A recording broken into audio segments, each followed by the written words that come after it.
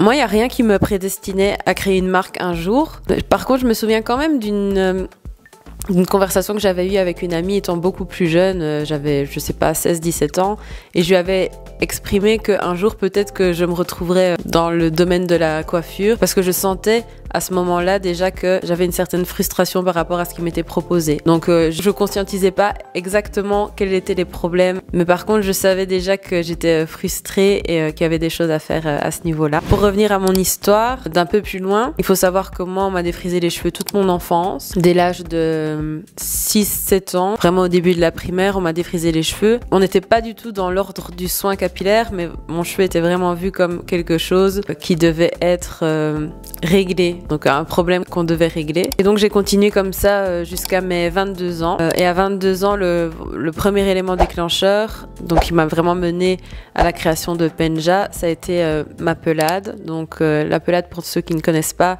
c'est une maladie auto-immune qui fait perdre les cheveux par plaque. Dans mon cas, rien de trop grave, mais j'avais un petit trou comme ça sans cheveux sur le dessus de la tête. Et suite à ça, je me suis vraiment questionnée sur ce que je mettais sur mes cheveux. Il n'y avait pas vraiment de lien entre la pelade et les défrisages, mais par contre, ça a vraiment été le déclic pour me questionner sur les compositions et les gestes que j'avais à l'égard de mes cheveux. J'en ai suivi une transition capillaire en fait. J'ai complètement arrêté les défrisages, les tissages, les lisseurs. De 22 à 25 ans, j'ai laissé mes cheveux pousser au naturel. Et pendant cette phase de transition, j'ai essayé plusieurs marques. J'ai aussi analysé leur discours. Je voyais les représentations qu'elles mettaient en avant dans leur visuel, etc. Et je ne me retrouvais vraiment dans aucune marque, dans le sens où il y avait des marques qui m'attiraient, que je trouvais sympa, mais qui ne s'adressaient pas à mon cheveu, ou par exemple des marques qui pouvaient marcher, mais j'avais pas vraiment d'attirance pour que ce soit les textures ou les odeurs des produits,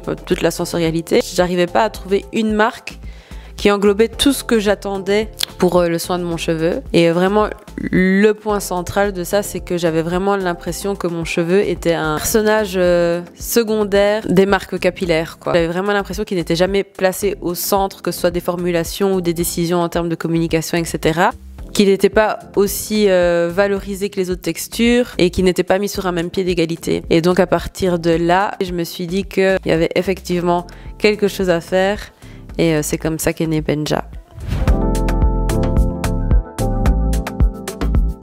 Je peux pas encore dire qu'il y a un produit phare, étant donné que Penja c'est un projet assez jeune et que j'ai pas encore assez de recul que pour dire qu'il y a un produit qui se démarque plus qu'un autre aux yeux des clients. Par contre, pour moi, les 4 produits sont absolument essentiels. Chaque produit va correspondre à une étape bien précise de la routine capillaire. Ce qui est totalement possible de faire, c'est vraiment de s'approprier les produits et par exemple, pourquoi pas utiliser le no-knot conditioner en étape numéro 1 si on préfère se démêler les cheveux avant le shampoing. Et ce que fait Johanna aussi par exemple, c'est d'utiliser le Milky Leave-In Conditioner en étape numéro 3 pour vraiment apporter une méga dose d'hydratation et ensuite de venir sceller le Milky Leave-In Conditioner avec la Styling Buttercream pour la stylisation. Donc vraiment, on peut s'approprier les produits et vraiment les utiliser comme on préfère.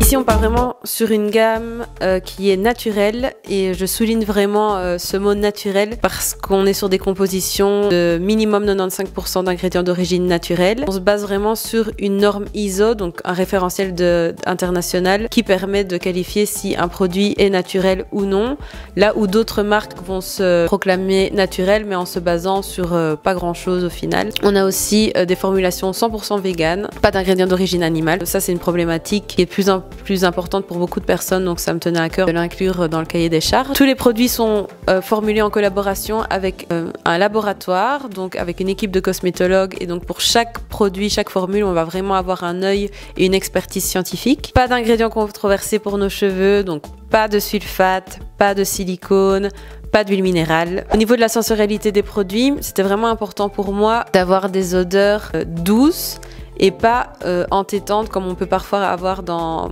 certaines marques de capillaires. Le choix, ça a été vraiment de dire on a une odeur agréable qui va nous accompagner pendant tout le processus de la routine, mais c'est pas non plus une odeur qui va forcément rester sur le cheveu et qui va prendre le dessus sur le parfum qu'on peut appliquer au quotidien. Et enfin, je souligne le fait que Penja est une marque 100% belge, pensée ici en Belgique, formulée ici en laboratoire, fabriquée en Belgique. Et ça, il n'y a pas beaucoup de marques belges sur le marché, donc je suis très fière de le dire. Pour créer toute la gamme de soins, donc ce que j'ai d'abord fait, c'est que j'ai créé un cahier des charges que j'ai présenté au laboratoire. Dans ce cahier, il y avait des ingrédients que je voulais absolument, des idées en tout cas que je voulais absolument tester dans les formules.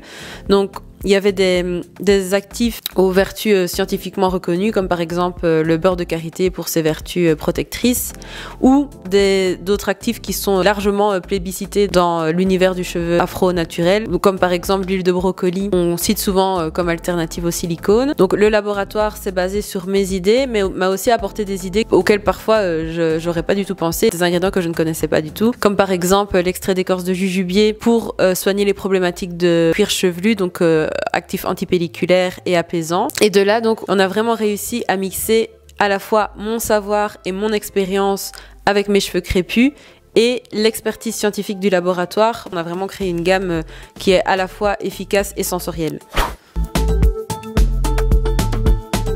Donc ici, la gamme, elle est dédiée aux cheveux crépus, frisés et bouclés. Chaque produit va répondre à des problématiques bien spécifiques. Si on prend produit par produit pour aller un peu plus en détail, on commence ici avec le Very Gentle Shampoo. Ici, on est vraiment sur un nettoyage, mais aussi un soin du cuir chevelu avec l'actif antipelliculaire et apaisant. Et il va vraiment préparer le cheveu à l'étape du démêlage. Pour le No Knot Conditioner, le focus, c'est vraiment le démêlage. Donc, faciliter le passage du peigne ou de la brosse dans les cheveux, éviter la casse et apporter une première dose d'hydratation aux cheveux. La Styling Buttercream ici, elle va avoir des fonctions différentes si on a des cheveux crépus ou frisés. Donc si on a des cheveux crépus comme les miens, elle va vraiment venir soigner en profondeur le cheveu, mais elle va aussi permettre de donner de la malléabilité aux cheveux, de l'assouplir et de faciliter la stylisation. Là où pour un cheveu frisé, elle va aussi donner ce soin profond aux cheveux, mais souvent ce que les cheveux frisés recherchent, c'est une définition de leur boucle. Donc elle va permettre une définition naturelle de la boucle et une réduction des frisottis. Et pour terminer avec le Milky Leave-In Conditioner, je l'utilise vraiment pour venir rafraîchir mon cheveu entre deux lavages quand je ressens qu'il a besoin d'un petit coup d'hydratation, et il va vraiment apporter la dose parfaite d'hydratation, de nutrition, de protection à mon cheveu pour vraiment le protéger dans le quotidien. Là où par exemple un cheveu bouclé va l'utiliser pour une définition naturelle de sa boucle et aussi un soin en profondeur. Le terme éco-responsabilité, j'y fais très attention parce que c'est un terme dans lequel on peut ranger beaucoup de choses et on peut vite glisser vers le greenwashing. Donc je l'utilise vraiment avec précaution. Mais ce que je peux dire par rapport à Penja, c'est que le fait en fait de faire un choix, une marque naturel, c'est aussi faire le choix d'utiliser des ingrédients qui sont davantage biodégradables, des ingrédients qui sont issus de ressources renouvelables. Mais ce que je trouve le plus important, le mieux qu'on puisse faire au niveau de l'éco-responsabilité, c'est de moins consommer. Et donc là, ce qui est important, en fait, c'est de créer des formulations qui vont être efficaces avec peu de produits. On va être très concentré en actifs et donc il n'y aura pas besoin d'appliquer une tonne de produits sur ses cheveux pour en ressentir les effets, et c'est là où on consomme moins aussi. La première erreur, c'est de ne jamais faire couper ses pointes. Moi, c'est quelque chose que je faisais pas il y a encore quelques années parce que je voulais absolument que mes cheveux soient longs. Je pensais que couper en fait mes cheveux, c'était faire marche arrière dans le gain de longueur que je pouvais avoir, alors que pas du tout, c'est même tout l'inverse. Au plus on a des pointes bien entretenues et donc couper quand c'est nécessaire, au plus on va avoir de beaux cheveux et des cheveux longs, même si la longueur n'est absolument pas quelque chose d'obligatoire, vraiment pas, mais c'est souvent ce qu'on entend, on a envie de la longueur, mais à côté de ça on coupe pas ses points. Donc Et la deuxième erreur, c'est selon moi de ne pas se renseigner sur les bases de ce qu'est l'hydratation du cheveu. On entend souvent des personnes qui vont dire moi je lave mes cheveux, je les démêle et une fois que je les ai rincés, en fait je vais appliquer du beurre de karité par exemple. Et en fait, si on ne sait pas ce qu'est la véritable hydratation, appliquer simplement du beurre de karité, on ne va absolument pas faire du bien à ses cheveux étant donné que il va nous manquer quelques étapes supplémentaires qui sont d'abord appliquer de l'eau, puis appliquer des ingrédients qui permettent à l'eau d'être retenue dans le cheveu et puis ensuite appliquer éventuellement ce beurre de karité qui va venir créer une couche protectrice autour de la fibre capillaire. Mais si on ne connaît pas les principes de l'hydratation, on peut facilement faire des erreurs dans sa routine capillaire.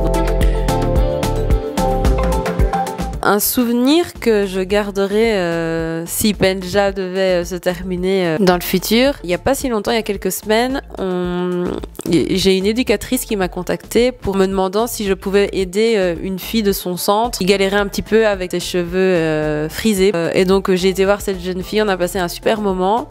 Et en sortant de ce rendez-vous, je me suis dit que vraiment mon projet Penja prenait vraiment tout son sens et que j'étais vraiment à la bonne place. Malgré tout ce qui pouvait se passer, je me sens vraiment alignée et je pense que je vais vraiment vers le chemin qui me correspond pleinement.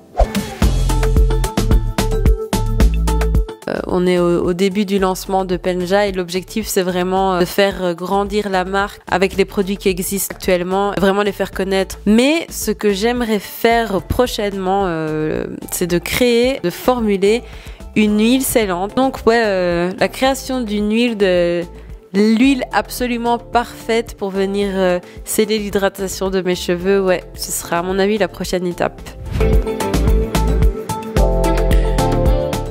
Penja, ça me prend quand même beaucoup de temps, même quasi tout mon temps. Mais quelque chose que j'ai devenu une priorité dans mon quotidien, c'est la course à pied. C'est quand même en lien avec Penja parce que j'ai l'impression que si je ne cours pas, je suis pas bien dans ma tête et du coup je peux pas bien travailler sur Penja, donc c'est quand même lié. Mais la course à pied, ça me fait beaucoup de bien. Et d'ailleurs, l'année passée, fin de l'année passée, j'ai participé à mon premier marathon.